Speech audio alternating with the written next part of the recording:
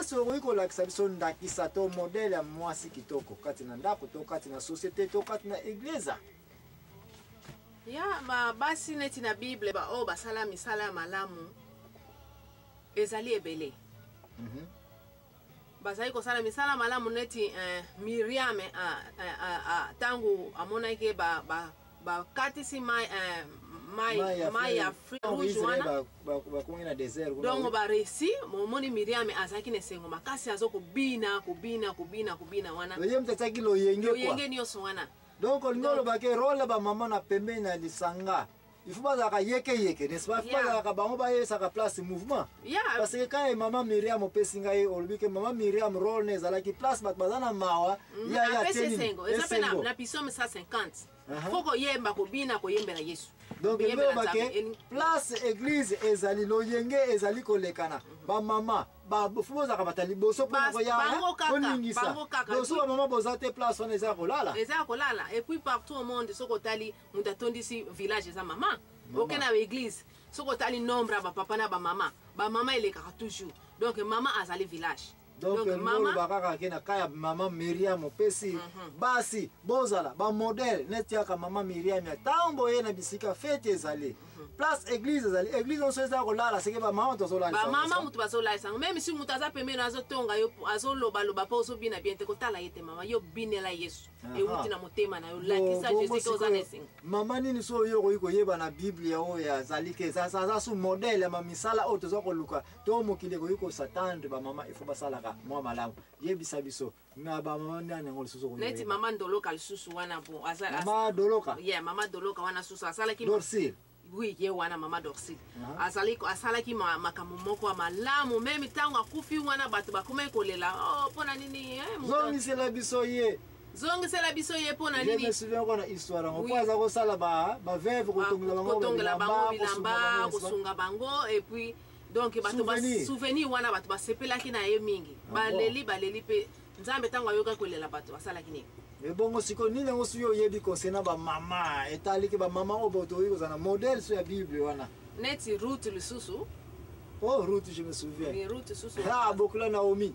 yo wana Bokula Naomi tango bali na yakufaki bon bazalaki basi mibale Bokula na bango ayebisi bango ke lokola mwana nga azaki mobali na bino azana ile susu akufi bona permettre bino bokena bino boso boko bala mibali na bino mususu mususu akendaki meye atikali na yeka pa Bokilo na ye kosunga Bokilo na ye bolingo makasi donc azalika continue kolela ka mobali na ye pembe na Bokilo na ye donc ko bolingo wana ezalaki makamu nyonso malamu wana salaki nde nzambe abelisa mais oyebike Ruth azalaki même mwana Israël te oui azalaki mwana Israël te mais azwaki quand même oyo ba bénédiction nyonso nzambe net bénédiction ni yebi na Ruth oya makasi ngana yebi ete mama Ruth kati na botambo ne malamu ye wana nkolo Yesu Masia ayeko bota manasima na ye pourquoi parce que Ruth sokotali nzete ya koya ya bana Israël okoya ko monete Ruth mutabota Esaïe papa ya nani ya roi David Yesu Kristo mwana nani mwana Daudi ngolo bake kati na Ruth na fidélité na ye na botambo na ye na bonzambe oya gadaki na pemene ya nzambe ya Naomi nzambe ya Israël ye wana lelo mama Ruth to zanga kolobele pali ba mama oyo basala misala ya kitoko te mama nina oso yo ko pesa biso exemple malamu précisément makametali hospitalité par exemple bino mama bozaka so muzeye na umpaye na ndako bino to yamba kati bo sikoyo soki mama na ndako ayebi ko yamba papa ya te ndako na elali ndako ko bika te par exemple ba mama musulo basalaka bonetka mosa yambaka prophète wana prophète Élisée oye biso histoire na ete bon mama wana lisusu azalaki na eloko moko te mena tanga edaki yambaki mopaya wana fi mwa oyo azalaki na musali na nzambe na fi mwa oyo azalaki nango atiki kopesa ba famille na ye Mama,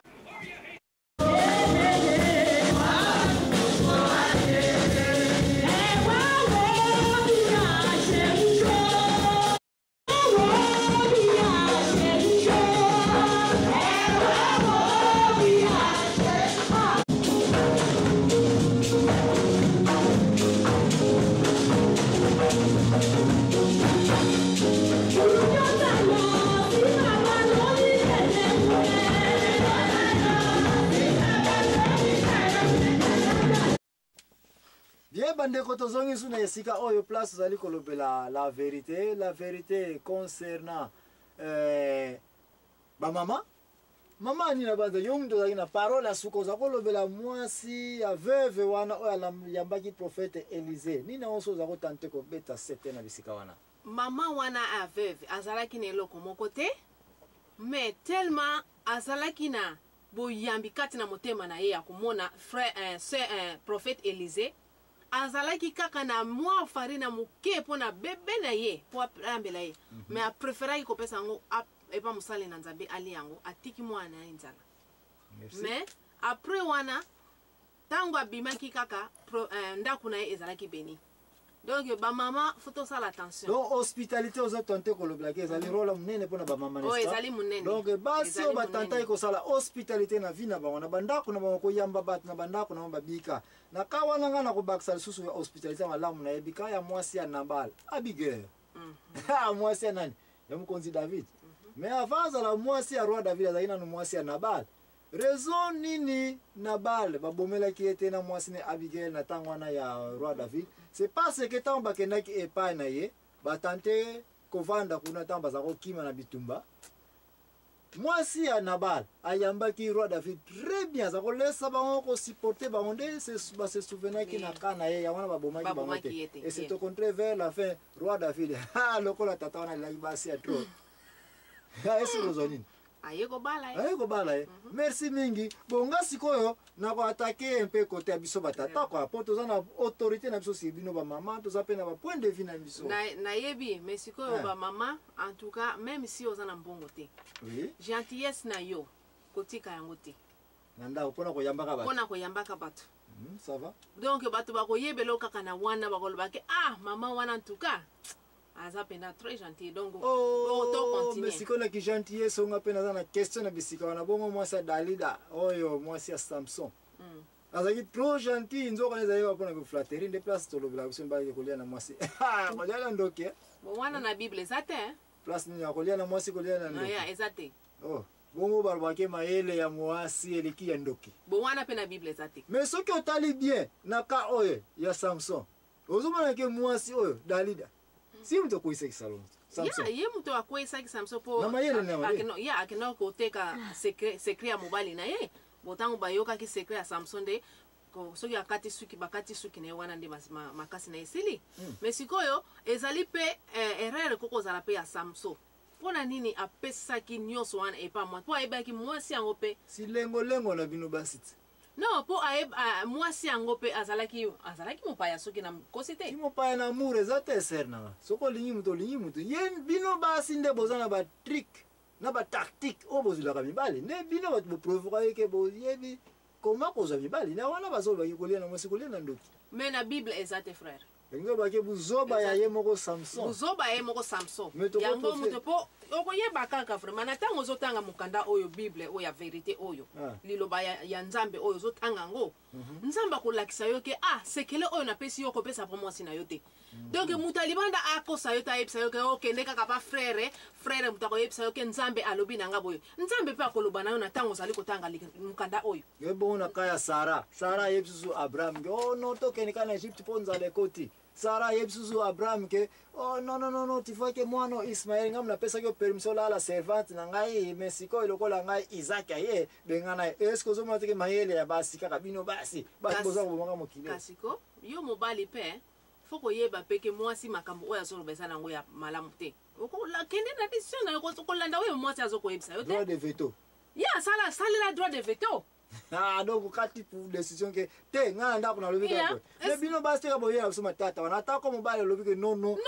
faire savoir mwasi na yo ke non mama bana soki nasali boye eza bien te bongo na kaya Herodias mwana Herode abini alongi alobi na papa olobaki na nyonso kosenga na kopesa yo sikoyo sani yango oyo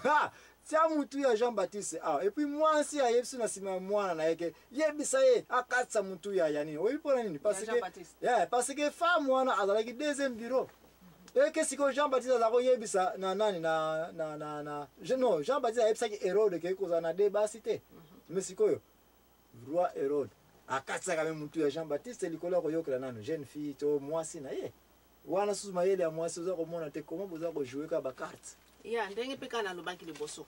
ozomona po papa wana soki andimaki yango mpo aprometaki déjà ke akopesa mwana ye eloko nyonso akosenga est-ce que akoki kochange décision te mwasi azalaki na nsima nyonso oyo ya po nayebi ke mwasi azalaki na nsima bo soki akoki kochange décision na ye mais sikoyo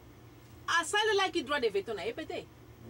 Donc droit de veto za continuer ko insister ser na ngayete mabe ya biso ba papa na bandako soki ba décision na biso za okendeke décision mwasi mutalobaki na ngai pinga na sali pe makambo wana e marché sous-te donc mobali asaleli droit de veto na yote asaleli yango te yango wana siko na pesi raison na mukanda opola za koloba yote na mukanda ya Corinthiens ke bino ba mama na Corinthiens 1:14 avanti soki bozana lingomba to na église to na lisanga mibali bosangani bino nyonso bokanga ka minoko na bino na tango batata bazozwa ba décision donc yango wana le droit de veto na siko bozo reconnaître